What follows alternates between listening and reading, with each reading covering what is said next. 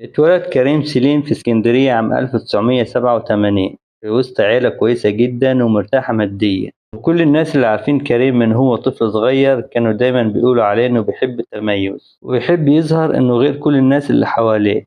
اي حاجة غريبة وهتخلي كريم يبقى مميز كريم كان لازم يعملها. وبعد ما يخلص دراسته الأساسية عيلته بالكامل تسافر على أمريكا وتستقر هناك، إنما كريم يفضل في مصر علشان يكمل دراسته الجامعية. وهنا دخل الجامعة الأمريكية، كل اللي وصفوه من زمايله اللي جوه الجامعة قالوا عليه إنه شخص ابن ناس ومحترم جدا وذوق وشيك لأبعد الحدود.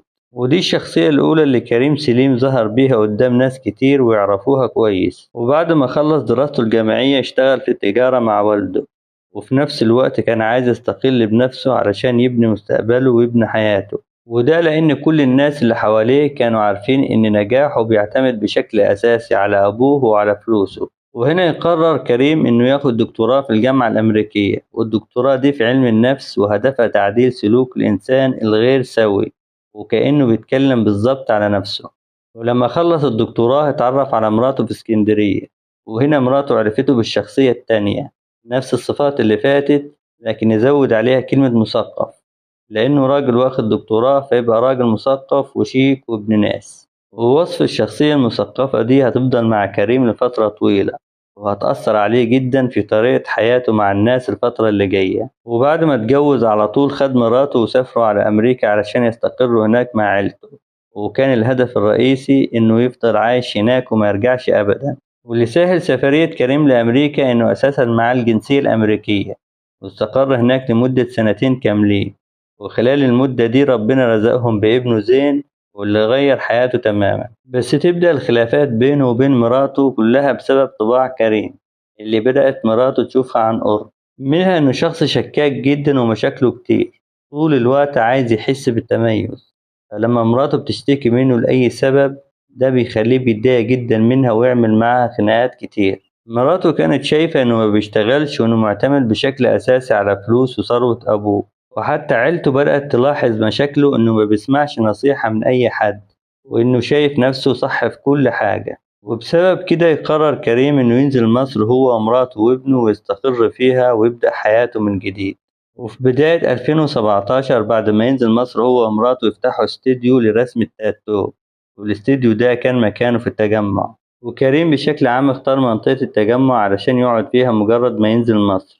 وفضل الاستديو بتاعهم لرسم التاتو شغال كويس لمدة سنتين، ومراته فعليا هي اللي كانت بتشتغل وظاهرة في الصورة، إنما كريم ما كانش ليه أي وجود، لأن في الوقت ده بجانب شغله في استديو التاتو كان كمان شغال في واحدة من أهم المدارس الدولية في مصر، وهي نفس المدرسة اللي دخل ابنه زين فيها. وفي سنة 2019 تبدأ المشاكل بتاعته تظهر في المدرسة اللي شغال فيها، والمشاكل دي كانت بسبب خناقات غير مبررة تماما، مجرد ما حد يتكلم معاه كلمة يعمل معاه مشكلة كبيرة جدا، برغم انه كان بيحاول يظهر دايما انه شخصية هادية ومثقفة. والغريب ان كريم لما كان بيزعل اي حد منه كان تاني يوم ممكن يجيب له وردة لحد عنده، فالشخصية دي صعب يطلع منها اي حاجة غريبة. وبرغم الصورة اللي حاول يرسمها طول الوقت قدام زمايله، لكن المدرسة قررت انها تستغنى عن كريم في الشغل، وده بسبب ان المخدرات بدأت تظهر عليه جدا في شكله وتصرفاته. وبرغم إن رحلة المخدرات مع كريم كانت من فترة طويلة، لكن زادت أكتر الوقت اللي قعد فيه في أمريكا، فكان بيتناول جرعات أكبر وأنواع جديدة، وده خلاه طول الوقت عنده تخيلات لحاجات ممكن تكون مش موجودة أصلا. وفي نفس السنة اللي هي سنة 2019 تحصل المشكلة الكبيرة اللي بين كريم وبين مراته، وبسببها يحصل الطلاق ويرفع عليها قضية زنا، لأن كريم اتهمها إنها بتخونه مع أعز صديق ليه، وإن شافهم بنفسه. وبعد ما طلق مراته ورفع عليها قضية زنا خد زين ابنه علشان يعيش معاه. وواضح هنا إن مراته بدأت تعرف الشخصية التالتة بتاعت كريم اللي محدش كتير كان يسمع عنها، واللي هنتكلم عنها كمان شوية. كريم سليم قدام الناس دكتور جامعي وشخص مثقف وكويس جدا، ومحدش يعرف خالص الجانب الخفي اللي في شخصيته. بعد ما كريم طلق مراته واخد زين ابنه علشان يعيش معاه خد شقة في منطقة التجمع الخامس، وكلم الشخص المسؤول عن تشطيب الشقة دي إنه ضروري يعزل له أوضة معينة من الصوت تماما، وده لأنه مهووس بالموسيقى وإنه بيصور فيديوهات ومحتاج الصوت يكون نقي جدا، ومش عايز يعمل إزعاج للجيران لما يسمعوا المزيكا بالليل. واستقر كريم في الشقة دي هو وابنه، وبدأ يعمل حساب على التيك توك يقدم فيه مجموعة من الفيديوهات وهي عبارة عن نصائح لتعلم اللغة الإنجليزية، ده غير بعض الفيديوهات لتعديل السلوك بين الأب والابن. وظهر في أكتر من فيديو مع ابنه وهو بيحاول يعلمه سواء لغة إنجليزية سليمة أو يعلمه سلوك نفسي معين للأطفال. وكان واضح إن هدف كريم من الفيديوهات دي إنه عايز يبين لناس معينة وتحديدا والدة زين إنه أب مثالي، وإنه بيعمل كل حاجة علشان خاطر ابنه. وده تأكيد على شخصية كريم التانية اللي فيها وصف مثقف مهمة جدا. اسم كريم سليم في الفترة دي بدأ ينتشر جدا على التيك توك لأنه بيقدم فيديوهات مجانية لتعلم اللغة الإنجليزية، فكان في ناس كتير مبهورين بطريقته وبشكله وأسلوبه جدا في الكلام. الغريب إن كريم كان مفهم زين ابنه إن والدته توفت بعد ما اتطلقوا على طول، فما قالش لابنه ولا مرة إن والدته لسه عايشة. فمن الواضح إن حالة الخيانة اللي اتعرض ليها كريم على حسب كلامه خلت كريم عنده دايما إحساس الانتقام لأي واحدة ممكن تتصرف تصرفات فيها خيانة، أو شغالة في الدعارة، أو مجرد إنها توافق تتعرف على شخص هي أول مرة تقابله وتطلع معاه الشقة بسبب شكله والوجاهة الاجتماعية والفلوس اللي باينة عليه جدا. مخدر الآيس بقى مسيطر جدا على عقل ومخ كريم، ده غير أنواع تانية كتير. بقى عنده إحساس اللذة بالتعذيب قوية جدا، سواء إن هو يشعر بالتعذيب أو إنه يشوف الشخص اللي قدامه بيتعذب، وبدأ يجرب الإحساس ده. واللي واضح إن حاول يجربه كتير قبل كده، لكن الظروف اللي حواليه ما كانتش مساعداه، وإن حالة الطلاق اللي حصلت والفراغ اللي بقت متوفرة عنده خلته يعمل الخطوة دي.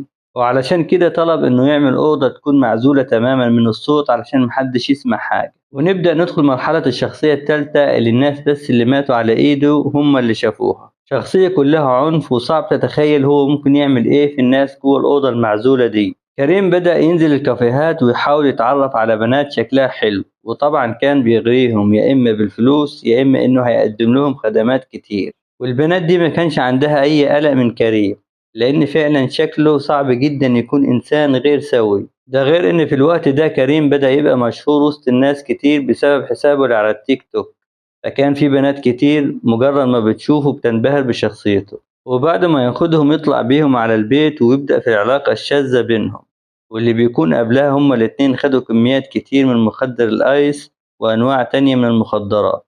ولما كريم بيوصل لمرحلة معينة من الإشباع في رغباته يبدأ يزود الجرعة علشان يحس إنه محتاج يشبع نفسه أكتر، ومعاها بتزيد أساليب التعذيب والاعتداء الغير إنساني تماما، ضرب كرباج وشد شعر وخلع الأظافر لحد ما توصل للخنق والضحية تموت. والخنق ده يا إما بحبل أو بسلسلة حديد موجودة في الغرفة بتاعت كريم، وبعدها ما عندوش أي مانع يعتدي عليها جنسيا تاني وهي ميتة. وبكل هدوء بعد ما يخلص ياخد الجثة ويطلع على صحراء ويرميها، والجثة دي بتكون مشوهة المعالم تماما ومفيش معاها أي حاجة تثبت شخصيتها. وبعدها يرجع يعيش حياته عادي ويصور فيديوهات جديدة علشان ينزلها على التيك توك. الغريب في الموضوع إن ابنه عايش معاه في نفس الشقة، إزاي طول الوقت ده ما كانش بيسمع أي حاجة؟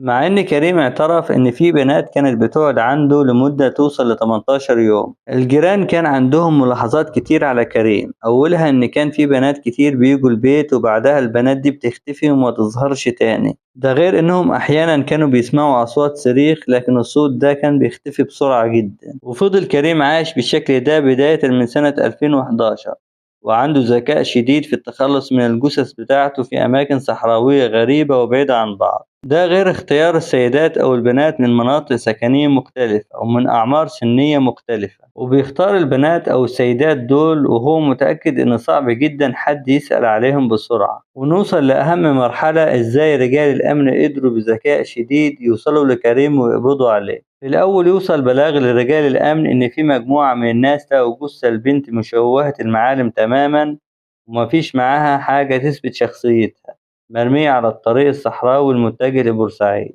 فرجال الأمن توصل وتفحص الجثة وبعدها يتم نقلها على الطب الشرعي وياخدوا منها عينة من DNA علشان يقدروا يحددوا هوية الجثة دي. وبعدها يلاقوا جثتين نفس المواصفات بالظبط، جثة مشوهة وواضح عليها آثار التعذيب ومفيش معاها أي حاجة تثبت شخصيتهم. وفي نفس الوقت الملامح مطموسة تماما، فيتم إرسال الجثتين كمان للطب الشرعي. وهنا يجي أهم دور للطب الشرعي في القضية. تقرير الطب الشرعي بيقول إن الجثث التلاتة عندهم كسر في الرقبة، وإن التلاتة تعرضوا للخنق يا إما باستخدام حبل أو باستخدام سلسلة حديد، غير علامات التعذيب الواضحة على كل أماكن الجسم، ده غير علامات التشويه الكتير الموجودة في منطقة الوجه.